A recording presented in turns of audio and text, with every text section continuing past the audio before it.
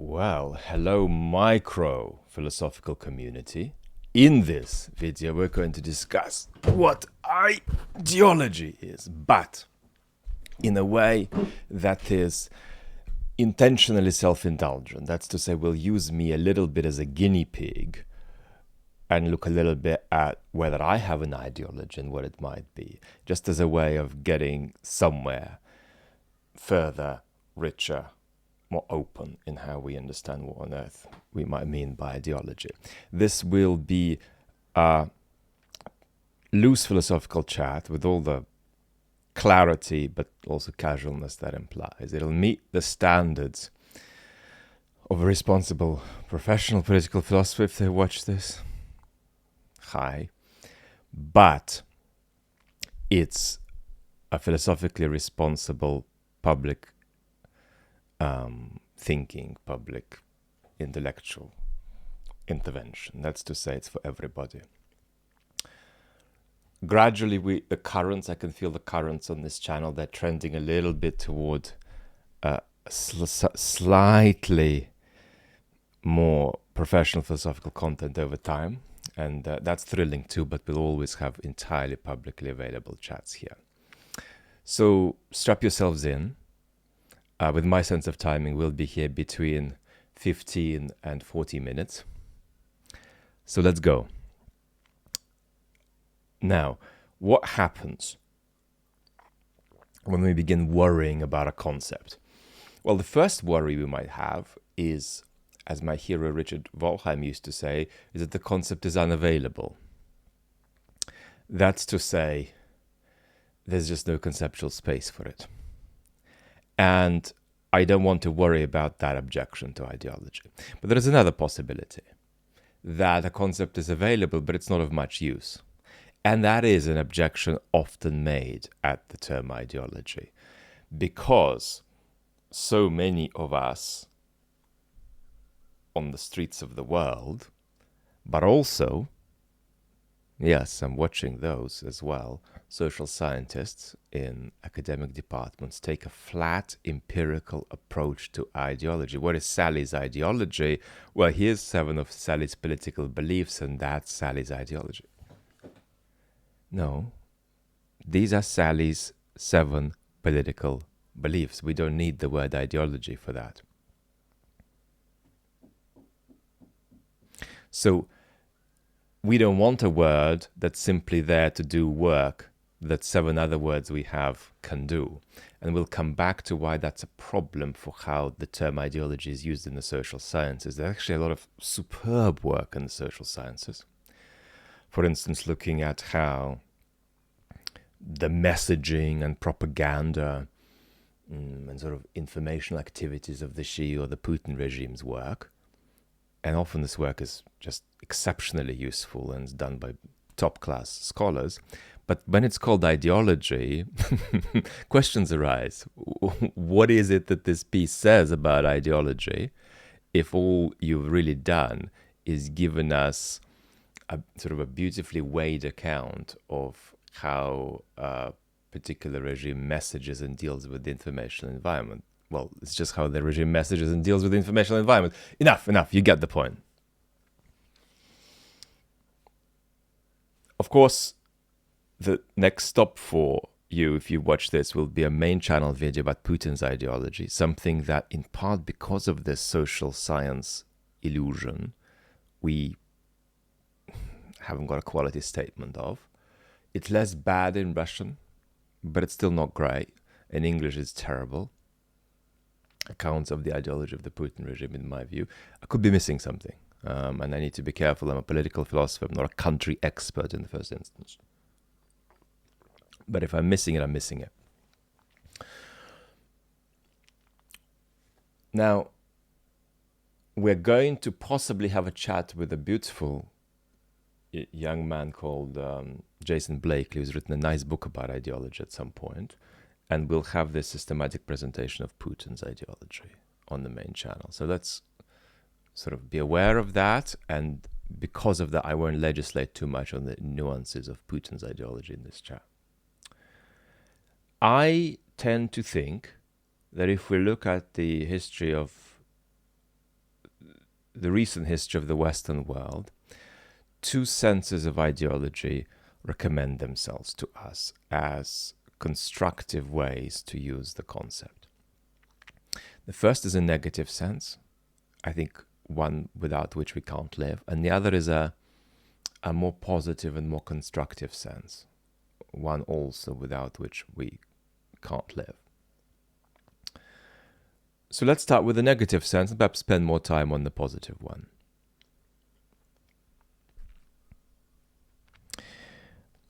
The negative sense comes from Marx and to some extent the critical theory tradition, and it roughly says this. And when I say it roughly says this is Vlad's way of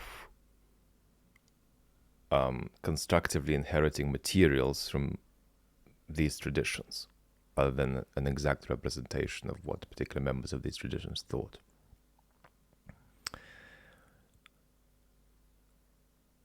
The negative sense of ideology is that you are ideological and that's bad if there is a problem with the way your political stance, we'll come back to why I say stance and not belief or propositional claim.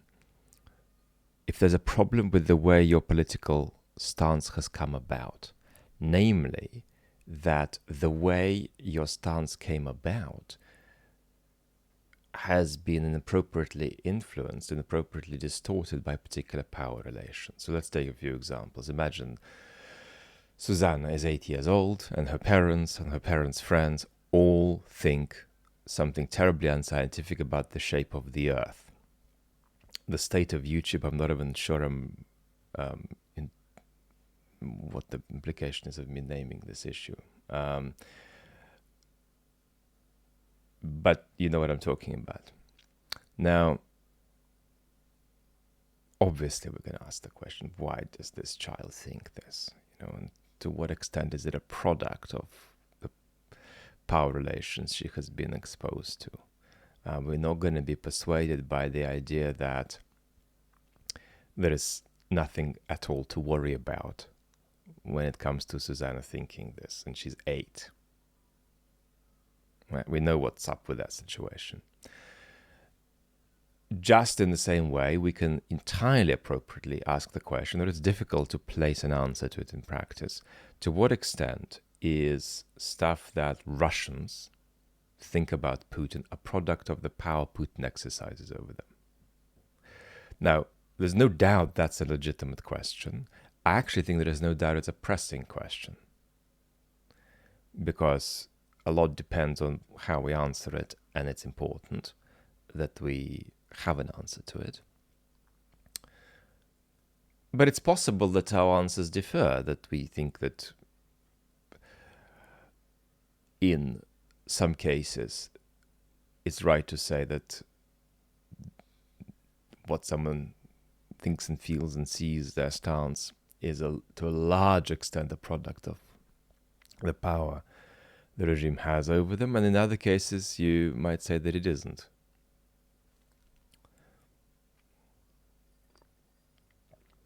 I mean, there are 77 mechanisms of how this might happen. Let's just take one. Let's say Ricky in Siberia has been banned from saying certain things in public. Well, Ricky doesn't like the feeling of pain he experiences when he thinks things he can't say, and so because it's painful to think things he can't say, he's going to try to subconsciously eliminate at least some of the things he thinks which he can't say, and either he'll stop thinking them, or more likely they'll retreat into the subconscious. And what we could say is that even if he thinks them, he doesn't think he thinks them. So that's an example, quite clear example, of how an authoritarian regime has corrupted somebody's reflective and imaginative process about their political environment. There's nothing controversial in this point in principle. It's just a question of how far is it true in any given case is a difficult answer to grasp. Same examples can occur here. If we have another Ricky down the road here in London, and that Ricky is obsessed with taking personal responsibility for recycling and other climate crisis personal responsibility choices, we might wonder, well, why is that London Ricky so obsessed with only thinking about the climate crisis in terms of personal responsibility instead of reflecting on the bigger political picture that might need to change? And then we might say, well, could it be to some extent a product of the power that fossil fuel companies exercised from the 1980s onwards to create an understanding, because it exploitatively fits their purposes, that you should start by thinking about responsibility for the climate crisis in personal terms? That is an entirely plausible story. There's no doubt that in part the reason so many people start with personal responsibility is a product of that inappropriate power exercise. But the question is it true in any given case? And so we might debate whether this is a helpful or an unhelpful thing to say about the London Ricky who recycles. But it's of course conceivable that this doesn't apply to a particular case, and that this London Ricky is only recycling because of trauma he has in his relationship with his aunt when he was a child.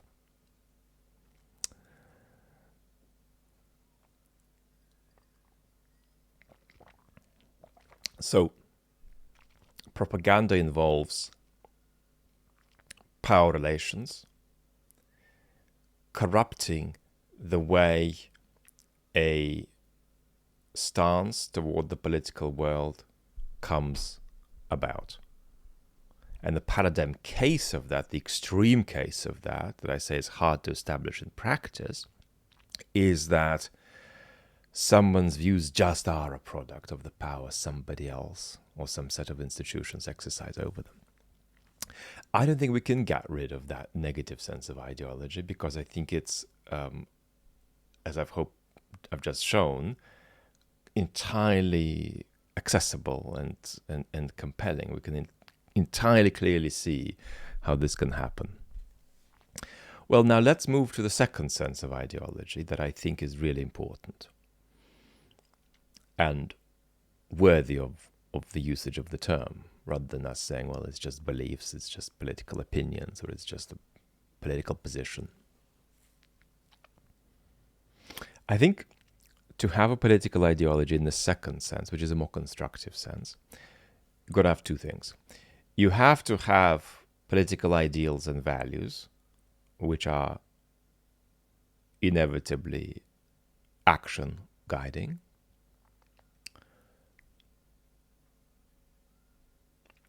And then you have to tie these action guiding ideals and principles to a wider picture of what it means to be human.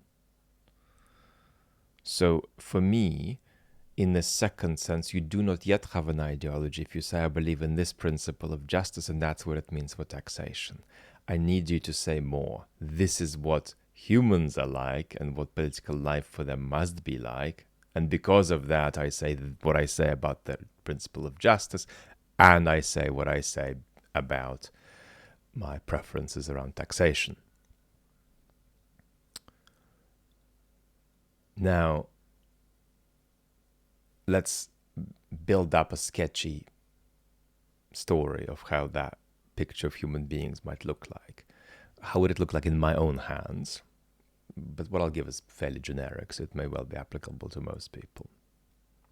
I mean, we're obviously a neurophysiological entity, over and above which sits a psychology. That psychology has certain qualities. It's got a certain level of depth. It's got a certain level of density, conflictiveness. There are plenty of universal features that psychology has, that sits over and above us as a neurophysiological unit. But that psychology is enormously open-ended, despite its universal features, in how it gets elaborated under different cultural circumstances. Cultural difference cuts deep.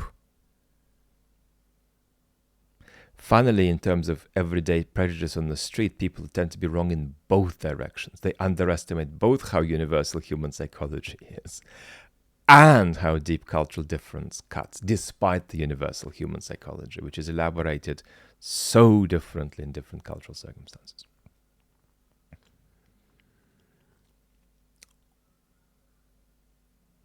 Now, one thing that also has very different properties under different cultural circumstances, but also universal features to it, is political activity. Activity of human beings in the social world, which is mediated by institutions which they share. So we're thinking about how the psychology works, not just universal psychology works, not just under conditions of very different kinds of elaboration under different cultural circumstances, but we're also thinking about how that elaboration under different cultural circumstances works, not just when we're talking about social life in general, but when we're specifically talking about social life, which is those relationships between human beings which are mediated by institutions which they share. So here I've given a little bit of a sketch, which then will need to be filled out, of a universal picture of humans. And you have to have some filling out of that. Doesn't matter how silly or brilliant or clumsy or elegant it is. It's got to be there, as well as your political ideals and principles of action and political values.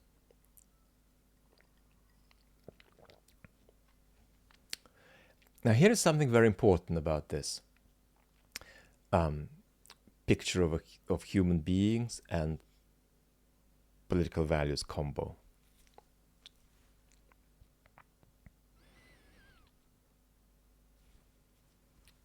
To have ideology in this second sense, you've got to have both, but having both isn't a matter of having a commitment to a set of analytical propositions. In other words, this commitment to the two bits I've just put on the table, picture of human beings and political values, that is not an intellectual position. That is not a set of propositions that you can elaborate and say I'm committed to them. It's a stance. Now, why is it a stance?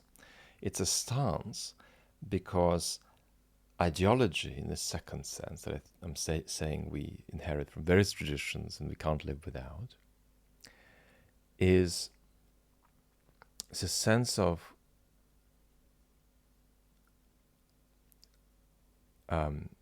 ideology as kind of a purposive political wherewithal. It's you not developing beliefs and propositions, but you negotiating the political world, acting in it, acting purposively in it, wanting some things to happen, wanting other things not to happen, wanting to have a certain place in that political world, wanting not to have other places in that political world.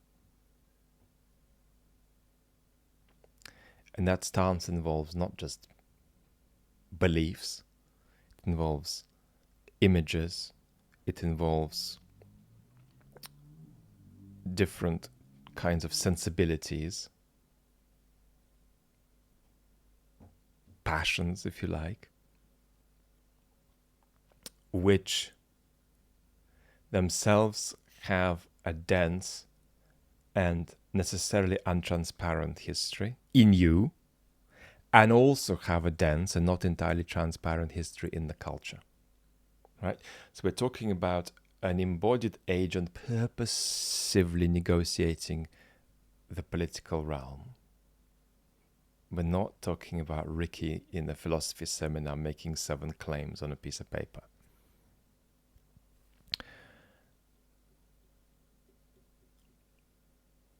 That's why what we're talking about is a stance. Moreover, not only is what we're talking about not a set of propositions you could put down on paper, but it is a stance you cannot sum up just in dry propositions. That's to say, the stance itself isn't just a set of propositions, but also the stance can't be summed up in a set of propositions. You can't have a set of propositions that say, here is how to capture that stance, which is more than just a set of propositions. Because that would mean that you're giving up on the important understanding that when we're describing these parts of the social and political world and agents acting in it,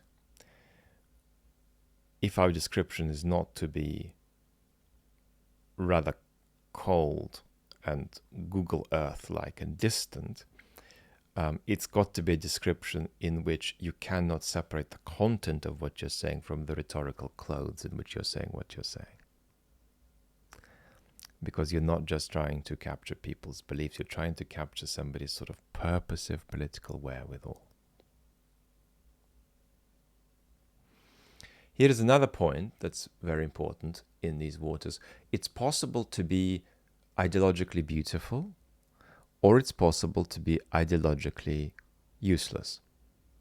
A good way of being ideologically useless is to not be able to enter into an adequate and healthily conflictive or healthily dialogical relationship with other ideological stances, whether they're slightly different or immensely different from yours. So one way of being ideologically beautiful, for instance, is to be able to say about someone else's ideology that you're moved by something in it, even though you don't share it. It's the political version of saying, I love this, but I don't want it. Or, this is beautiful, but it's not the direction in which it's right for me to walk.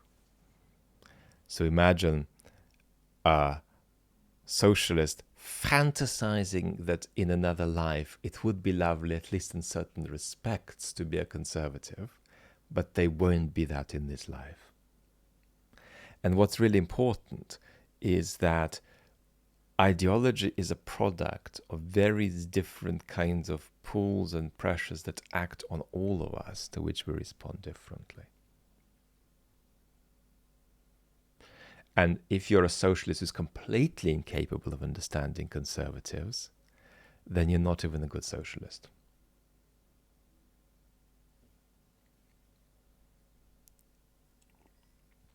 You're ideologically unlovely.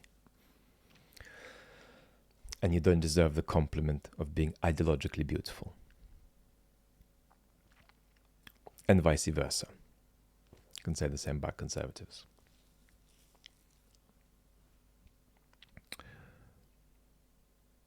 Now,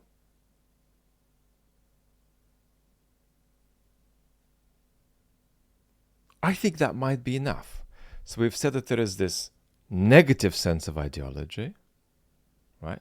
What you think has got corrupted in the way it has come about by power relations. You've got this positive sense of ideology, which is to do with this kind of purposive wherewithal, which means it can't be reducible to sort of flat empirical accounts of ideology. This is what the Xi regime has said in its messaging most commonly, second most commonly, third most commonly, and that's the ideology of the Xi regime. No, it isn't, I'm sorry. These are the 11 most common things Putin has said, and that's Putin's ideology. I'm sorry, no, it isn't. So perhaps one last point in these waters, actually, before we move on to saying a little bit something about me.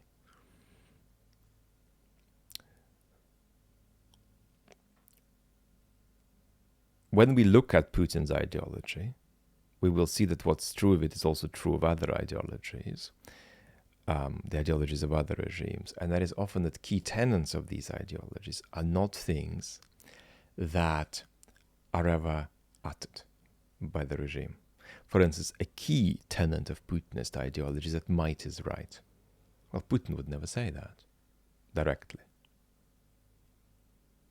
And indeed, his people who are sort of excessively under the ideological spell of the regime,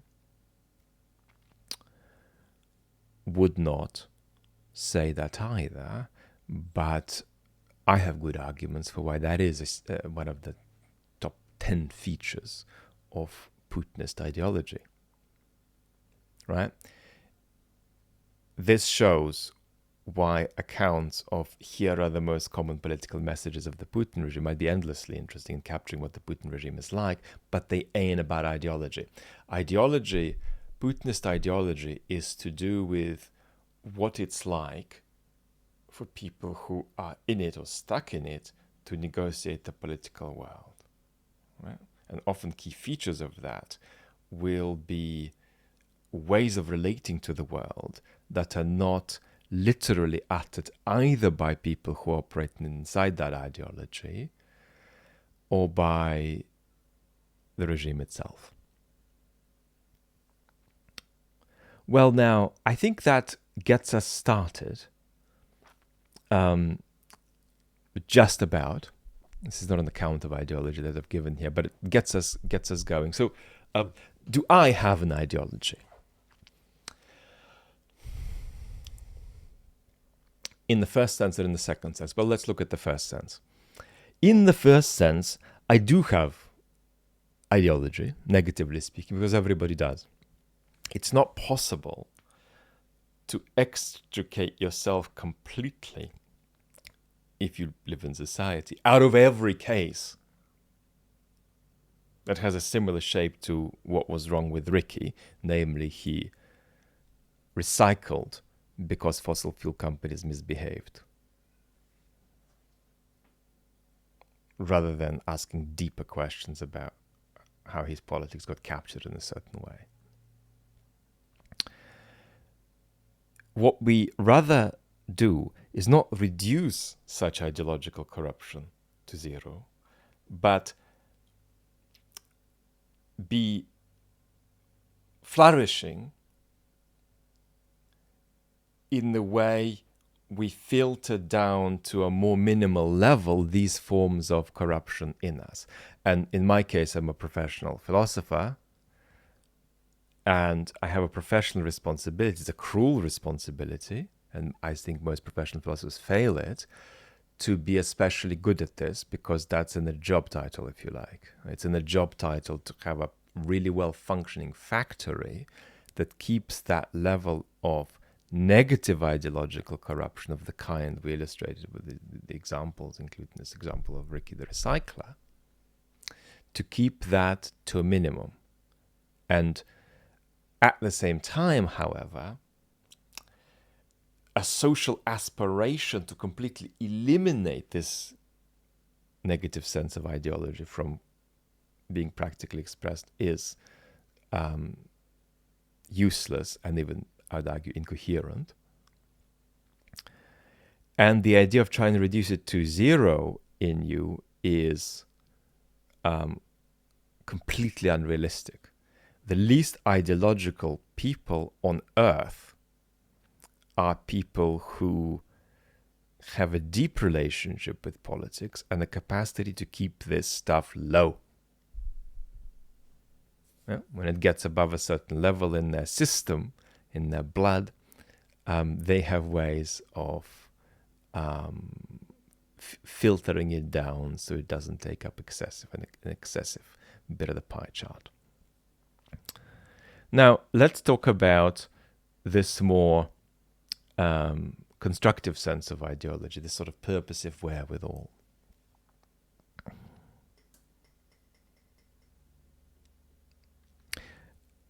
What do I have in these waters? Well, what I have again should be understood as a series of stances, but not a set of propositions. And I have some neuroinflammation, so I won't be able to remember features of my own ideologies. I'll just name a few. We'll probably get to half of them. Well, one is going to be obviously a kind of realism. That's to say, not realism in the sense of, oh, I'm seeing things realistically and you're naive, and not a sense of realism in the sense of international relations theory, but a sense of realism that is contrasted with moralism. That is to say, it's a sense of realism that takes seriously the idea that politics is a distinctive form of human activity, in which ethical evaluation plays an important but a particular and a limited role. That's to say, the political sphere, when we evaluate behavior in it, isn't just a range of application for moral evaluation with which we operate in the non-political sphere. So, as philosophers might put it, one of my deep commitments at the level of a stance, at the level of sense and sensibility, is that political philosophy is not just applied moral philosophy. It's not just moral philosophy applied to the political sphere. Something else I think in these waters is, of course, to do with this sense about how careful we need to be that just because something is desirable doesn't mean it's possible.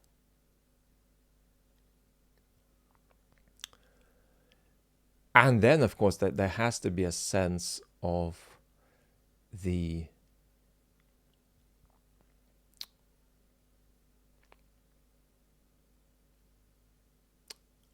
idea that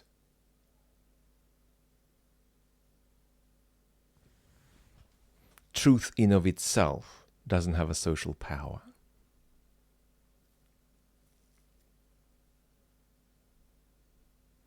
And that making positive and negative ethical evaluations is a part of politics, an important part of politics, but often an overestimated part of politics.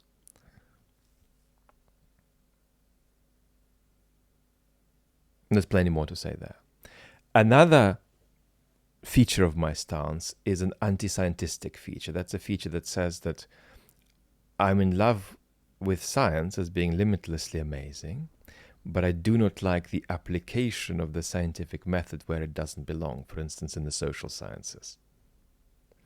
And we live in a scientific culture where half of our public intellectual content is, quite frankly, by serious intellectual standards, imbecilic trash that you couldn't even begin to take seriously in an undergraduate essay. You would just cross out the first paragraph, the whole paragraph, having read the first sentence. Examples might be when evolutionary psychologists try to explain how society works. For instance, when an evolutionary psychologist applies evolutionary psychology to explain how the Second World War started, which is obviously something, if one's intellectually serious, one would just laugh at. But much of our public intellectual life is constituted of this kind of sort of comical intellectual pestilence. And it's damaging, really, really damaging. It's damaging to how we understand the gap between facts on the one hand and interpretations on the other, and just subjective and relativist views on the third hand. And there's a lot of people who just do not understand what it means to evaluate or interpret social life. Something is either a fact or it's relative, is where our culture drifts us. Sorry to be so mean. I'm a negative person ideologically, and that's not to say that I want bad things to happen. That has a different meaning, the opposite. I am somebody who starts with the thought that getting the best is amazing, but the priority between getting the best and avoiding the worst has to be that we start with avoiding the worst. So how do we bring it about that the most terrible things that happen to human beings are stopped? And then our way of thinking about politics starts with that. And you can see it's not a proposition. It's me literally being exercised by the idea that the first political concern has to be, how do you stop the most terrible things that happen to humans happening?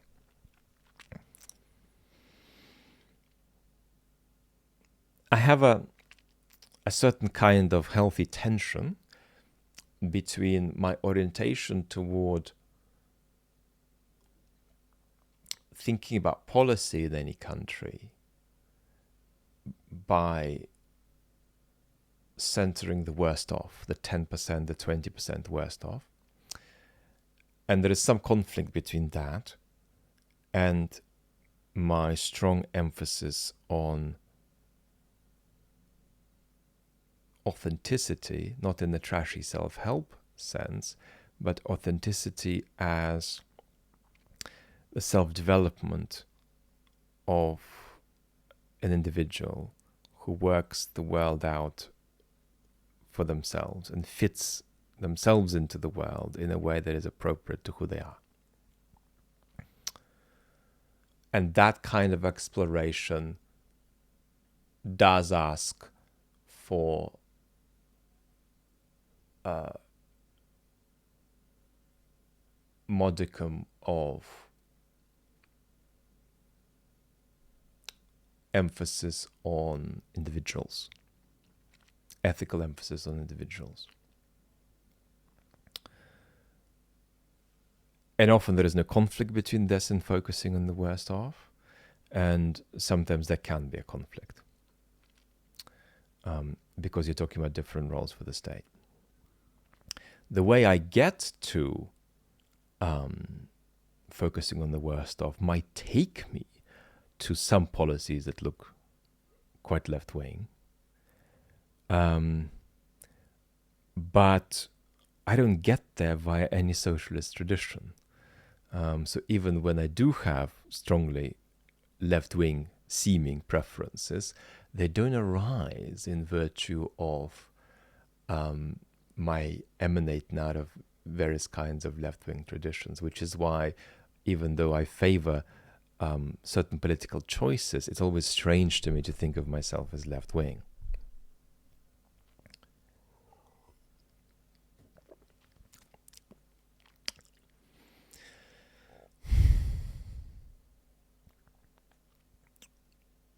I'm dispositionally, I think, anti-conservative. You might perceive in me certain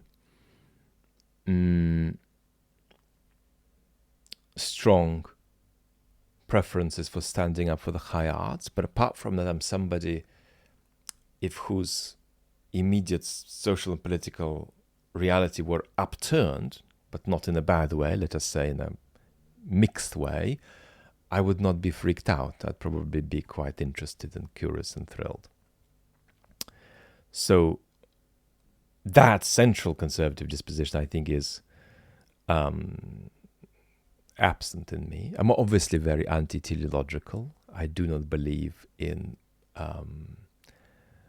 progress in ethics and politics, except in a certain limited sense of ways in which I won't talk about.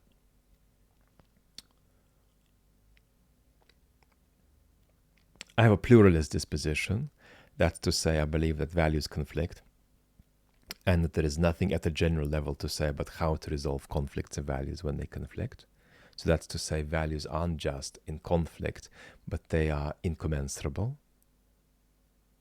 Something I get from, among others, Isaiah Berlin and Bernard Williams.